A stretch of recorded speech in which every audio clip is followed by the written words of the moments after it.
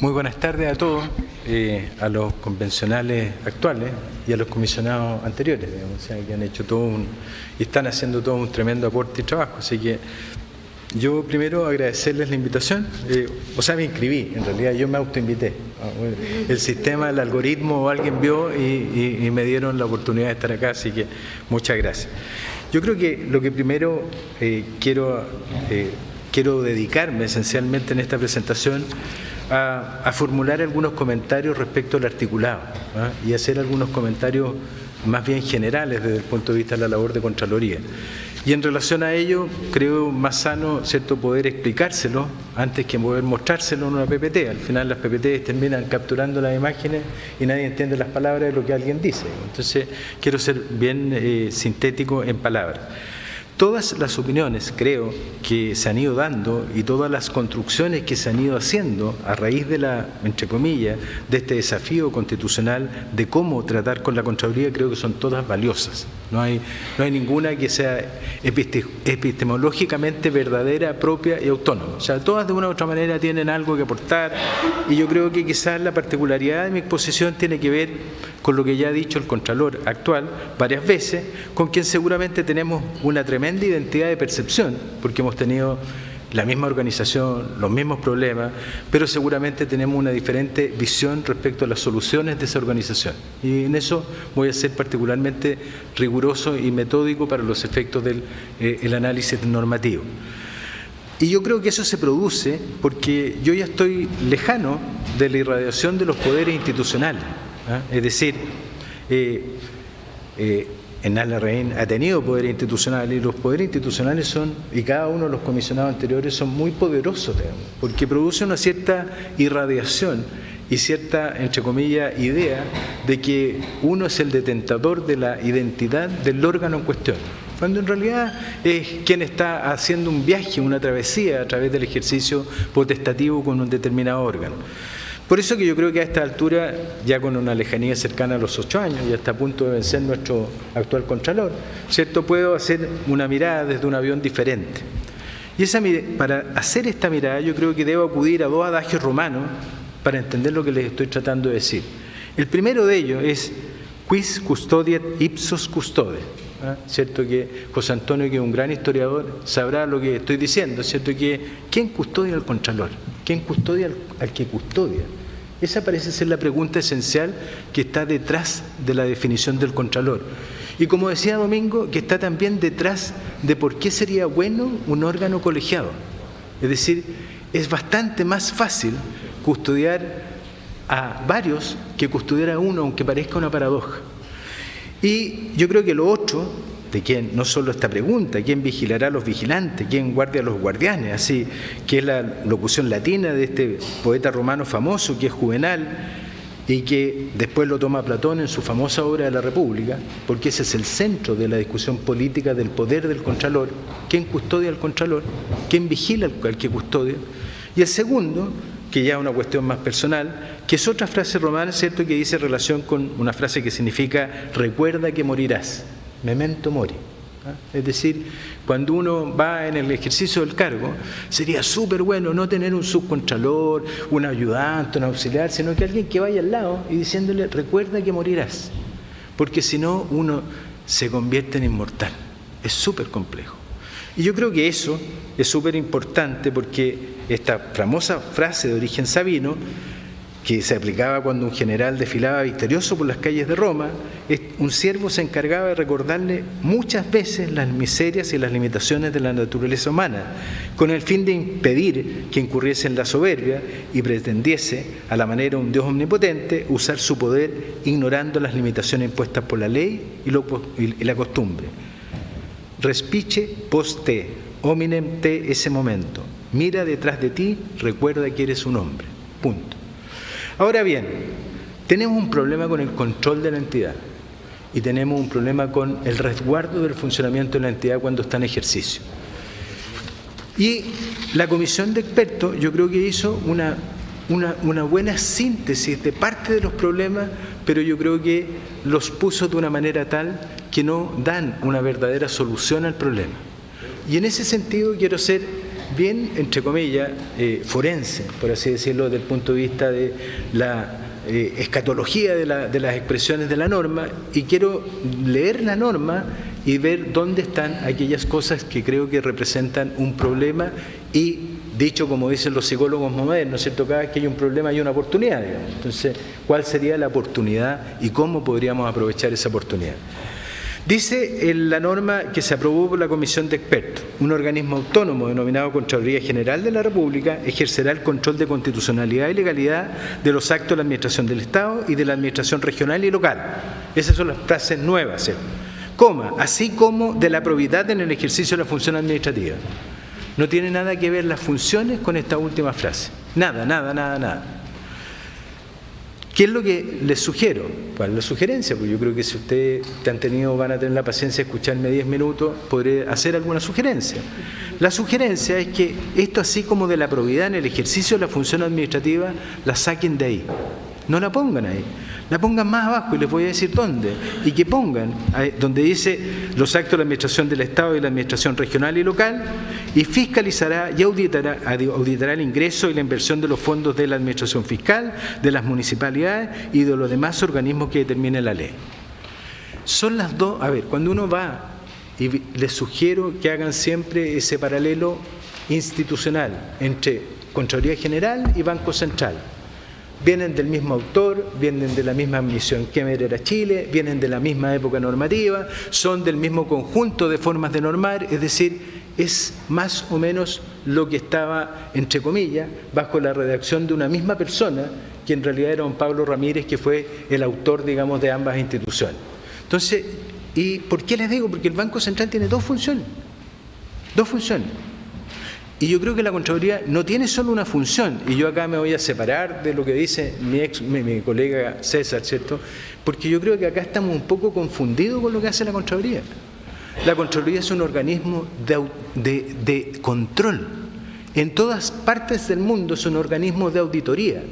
Y aquí tenemos una particularidad, que es un fiscal que está sobre los servicios públicos desde el punto de vista de su ejercicio de control de juridicidad. Es muy raro. Y como está sobre el ejercicio de control de juridicidad, todos los abogados de los servicios, en realidad les da lo mismo hacerlo bien o mal, porque al final lo revisa Contraloría. Y hay un problema en esa transferencia. Hay un tremendo problema. Y nos oculta la labor fundamental del órgano, que es una labor de control de auditoría. En todas partes del mundo, estas entidades no hacen lo que hacen acá. Entonces, hay algo que no estamos viendo. La convencional le decía, lo ha hecho bien, si no lo ha hecho mal la Contraloría. Pero en realidad hay un problema de funcionamiento matriz en el funcionamiento del órgano. Porque tenemos es como si yo tengo, por supuesto yo no veo nada, es para leer sin anteojos. Como que se necesitan anteojos para ponerse frente a la Contraloría. Hay un problema de dioptría que en realidad nos hace ver un organismo que parece que es mejor que sea de abogados, pero que en realidad lo que esperamos es que sea de control financiero. Hoy día nos estamos preguntando el tema de las fundaciones. En realidad, si fuera una toma de razón, si es un problema de control financiero, es un problema de revisión de las auditoría, es un problema de dineros, no es un problema de juridicidad. Entonces, yo aquí creo que hay que, primero, yo le dejaría estas dos funciones de manera clara, dedicar al control de la constitucionalidad y legalidad y preocupada del ingreso y la inversión de los fondos del Estado, y por tal razón fiscalista y auditor, etcétera, etcétera. Yo creo que ahí hay que hacer una primera intervención. Lo segundo, yo sacaría del acápite 2, del numeral 2, del artículo 175, sacaría esta frase, dice, pudiendo tomar razón de los decretos y resoluciones. No lo necesita, si más atrás, en el artículo 177, dice que lo que hace la Contraloría en materia de toma razón. No necesita estar acá esta norma. Controlarla, porque en realidad tiene por funciones. No está diciendo el catálogo escatológico de atribuciones de lo que puede hacer, está diciendo las funciones. ¿Cuál es la función? Controlar la constitucionalidad y la legalidad de los actos. Y hay que agregarle, ¿cierto? Pero está acá, fíjense la inconsistencia del numeral 1 con el numeral 2. El numeral 2 tiene una letra B que inmediatamente dice fiscalizar y auditar la legalidad del ingreso. Si esa es la segunda función que le falta arriba, tiene que estar en el acápite 1. Fiscalizar y auditar los ingresos, la calidad del ingreso, el gasto y la inversión de los fondos del fisco. Yo le agregaría un C, un literal C, que es velar por la probidad en el ejercicio de la función administrativa. Arriba, en el acápite 1, dice, así como de la probidad en el ejercicio de la función administrativa. Se está hablando del control y la fiscalización. ¿Qué tiene que ver la probidad? Si son medios de intervención, no es lo que está controlando. Por eso que en el literal C aparece con toda razón velar por la probidad en el ejercicio de la función administrativa. Acápite 2, literal C, velar por la probidad en el ejercicio de la función administrativa. El D sigue igual, el E, el D acto, que pasa a ser E. El 3 está perfecto, el 4, los actos de la Contraloría General, y aquí hay una sugerencia, porque yo creo que está mal lo que está puesto en este texto, dice, los actos de la Contraloría General de la República se regirán por los principios de probidad, de transparencia y publicidad y el deber. No, la rendición de cuentas en el artículo 12 es un principio, no un deber. Y en consecuencia el artículo 4 debe hacer relación a los principios de probidad, transparencia, publicidad, rendición de cuentas y agregar e impugnabilidad, que también está en el artículo 12. Porque me parece que mientras no dejemos bien claro que puede impugnarse los actos de la Contraloría, tenemos un problema mayúsculo. En consecuencia, yo lo haría así y sacaría la referencia al artículo 12. Punto. Los actos de la Contraloría General de la República se regirán por los principios de probidad, coma, de transparencia, coma, de publicidad y de rendición de cuentas. Punto. En conformidad con esta Constitución, si quieren, que es el artículo 12, pero es muy raro que se reenvíe al 12, es innecesario hacerlo. Si está en el artículo 12 los principios que rigen a todos estos órganos de la Administración. Punto. Y este es un problema de principio, no de deber. Enseguida, yo creo que el artículo 176, y aquí es seguramente donde está, entre comillas, la dificultad, comillas, no dificultad, si esto es, en realidad es una proposición que tiene relación con el ejercicio importante de funcionamiento de esta entidad, y me refiero fundamentalmente a la dirección, al gobierno de la Contraloría.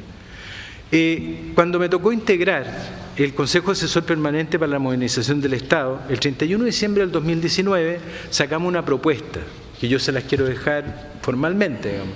Esa es una propuesta que habla de un gobierno colegiado en la Contraloría General. Y ese gobierno colegiado está pensado en un problema de gestión, está pensado que tiene la capacidad para abordar problemas jurídicos, tiene la capacidad para abordar los problemas que dicen en relación con la fiscalización de los presupuestos y lo que es el control financiero de la Administración del Estado y de quienes detentan fondos públicos. Porque esto no solo se refiere a la Administración del Estado, se refiere también a quienes detentan la Administración de fondos públicos. La Contraloría se mete mucho más allá. José Antonio es un destacado académico de la Universidad Católica del Norte, ¿cierto? Y conoce y sabe, ha ganado Fondesit, ¿cierto? Y sabe que tiene que rendir cuentas, o sea, tiene que hacer un montón de cosas que son re incómodas. Pero José Antonio es privado. Sin embargo, ¿cierto? A cada rato, cuando gana un Fondesit, gana un premio o una maldición. Eso es lo que yo siempre me he preocupado con los Fondesit. Para algunos un premio, pero después con los años se le convierte en una maldición, sobre todo cuando tienen que rendir cuentas. Entonces, pero bueno, lo que les quiero decir es que el gobierno colegiado no es un exotismo. El exotismo en un organismo de control autónomo presupuestario es un gobierno unipersonal. Y esto tiene la raíz, y ustedes lo vieron en una explicación histórica que se les hizo por una niña que no me acuerdo el nombre, que tiene el sentido de que, oye, los modelos tienen que ver con el modelo Westminster o tienen que ver con el modelo de tribunales de cuentas. Esos son los dos modelos que existen. Y los modelos de Westminster son sajones y son todos unipersonales. Y claro, como nosotros somos tan sajones, ¿cierto? Y somos tan de habla inglesa, tenemos el modelo Westminster. Porque claro, en algún minuto cuando teníamos una crisis financiera e institucional en Chile, llamamos a una misión que fue presidida por don Edwin Kemmerer y que cuando pasó por acá, la sugerencia fue modelos de presupuesto y de financiamiento y bancarios estatales, modelos de Banco Central, órgano colegiado, y modelos de autonomía desde el punto de vista de control al modelo Westminster, órganos unipersonales, como el de la auditoría inglesa, y tradujeron el mismo estatuto que la auditoría inglesa. Y el primer modelo que está en el DL 416 no lo entiende nadie, porque la traducción estaba mal hecha. Estaba hecha así por un Google que no había en esa época. Entonces era una cosa que no se entendía, por eso que poco después hubo que reformarla y quedó un contralor que no tenía ninguna duda que tenía control financiero, presupuestario y no el control de legalidad que conocemos hoy día. Todo esto se transforma con la ley 7.727 en el año 41 y se transforma por una razón, una consecuencia de que no había tribunales administrativos y quienes tenían dolores con la administración iban, en vez de ir a la jurisdicción, iban a la Contraloría General. Y por eso que la Contraloría General es el primer órgano de los llamados autónomos que reconoce y es sentado dentro de la Constitución en el año 1941. La pregunta es si hoy día tiene sentido que en realidad siga siendo un modelo unipersonal al modelo de Westminster. O si no será mejor aprovechar las diferencias, en realidad sistémica, ecosistémica, hiperecosistémica, que significa la presencia de varios profesionales en un consejo para los efectos de tomar decisiones, pero no al modo del Consejo para la Transparencia, sino que al modo del Consejo del Banco Central. Y esa es, en realidad, la sugerencia que yo creo que está detrás de este documento. En este documento está qué requisitos debiesen tener los integrantes, cuáles debiesen ser las medidas propedéuticas y profilácticas para los efectos de que esta cuestión no se transforme en un equilibrio. Oye, en realidad, hoy día tenemos 23, 25 partidos políticos, hagamos la división por 5, se van a hacer 5 por 5, por los 25, entonces un grupo de partidos políticos, otro grupo, eso no es la idea. La idea es que en realidad tengan una asepsia desde el punto de vista del origen. Y está la forma aséptica como estos miembros de este Consejo Directivo de la Contraloría debiesen pertenecer. Y la sugerencia, de acuerdo a eso mismo, es que el acápite 2, esto de que sea abogado y con no menos de 15 años, en realidad no tiene ningún sentido. Porque en ninguna parte del mundo le piden al Contralor, ni siquiera en aquellos modelos de Westminster individuales, que sea abogado. Ni siquiera, ni el director de la GAO, que es el modelo de Westminster, que es norteamericano, nunca ha sido abogado, el director de la National Audit Office inglés nunca ha sido abogado, no van a encontrar nunca un abogado. Ni siquiera en el modelo israelí, que también es de Westminster, nunca ha sido abogado. Siempre han sido economistas, personas vinculadas a las políticas públicas, y pueden ser abogados también, si yo soy presidente del Colegio de Abogados también, si no vengo a pegarle a los abogados acá, no tiene sentido. Quiero de señalarles que no tiene ningún sentido que tenga la exigencia legal de ser abogado. Y las otras sugerencias, por ejemplo la del artículo 177, que les ruego que la consideren, tiene si yo soy sistémico y creo que el organismo debería ser colegiado, en vez de empezar con el Contralor General, empezaría con la Contraloría General. Dice, tomará razón de los decretos y resoluciones que en conformidad a la ley y mediante resolución saquen eso. Eso es un deslate de palabras mayúsculas. Se les va a producir un enredo, pero mayúsculo con esa expresión. Es en conformidad a la ley. Es la ley la que faculta al Contralor en ciertas ocasiones a que pueda hacer esta regla de determinar cuándo van a control de toma de razón y cuándo no.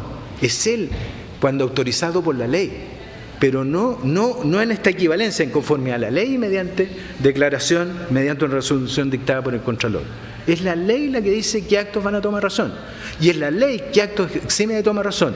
Piensen en el problema que ha habido con este tremendo abultamiento de leyes, comillas, normas en la ley de presupuesto, que livianamente la ley de presupuesto releva del trámite de toma razón para hacer las transferencias. Miren qué curioso, ¿eh?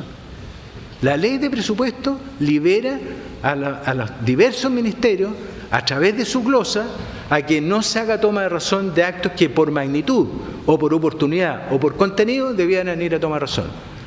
La pregunta que ustedes tienen que hacerse, pero si es la ley de presupuesto y es una ley simple, no una ley orgánica constitucional hoy día. ¿Cómo puede la ley simple decir que no van a tomar razón los actos? Y lo ha hecho. Y la toma de razón, y cuando un grupo parlamentario ha habido reclamarle al Tribunal Constitucional, el Tribunal Constitucional ha mirado para el lado, no ha querido verlo. Entonces, esa inconformidad a la ley, no mediante una resolución. Si quieren ustedes mantener la frase, pónganle una cosa rara que sería y o. pero no ley y mediante, son incompatibles, eso es lo que les quiero decir. Y finalmente, en el numeral, artículo 177, numeral 6, la última advertencia o lo último que les quiero poner encima de la mesa o la última cosa que les quiero destacar es que la Contraloría General solo, y aquí creo que falta el adverbio solo podrá interpretar en forma obligatoria y vinculante pero mediante mediante dictámenes, no mediante informes de auditoría. Ustedes dirán, ¿cuál es la diferencia? Si da lo mismo. Es que es completamente diferente. Porque cuando la Contraloría interpreta mediante dictámenes, hay un análisis razonado y fundado que tiene relación con el contenido decisional de esa interpretación. En la auditoría se trata de revisión de hechos y muchas veces los auditores, para saltarse el control jurídico, hacen opiniones dictaminantes dentro de los informes de auditoría. Y eso es una anomalía. Y esa es una advertencia que se las hago desde el punto de vista interno y también se lo hago desde el punto de vista práctico porque pasa todos los días. Y no hay forma judicial en Chile de acudir a alguna entidad desde el punto o mediante algún artilugio o mediante algún recurso para lograr que se eche abajo un informe de auditoría en una labor dictaminante. No existe. Entonces uno queda, entre comillas, bajo el tremendo peso de un ladrillo que es de auditoría, pero que lleva adentro regalos dictaminantes que no pueden rebatirse. Y eso es una cuestión tremenda. Eso era, y les agradezco mucho la oportunidad de poder compartir estas pequeñas reflexiones con ustedes.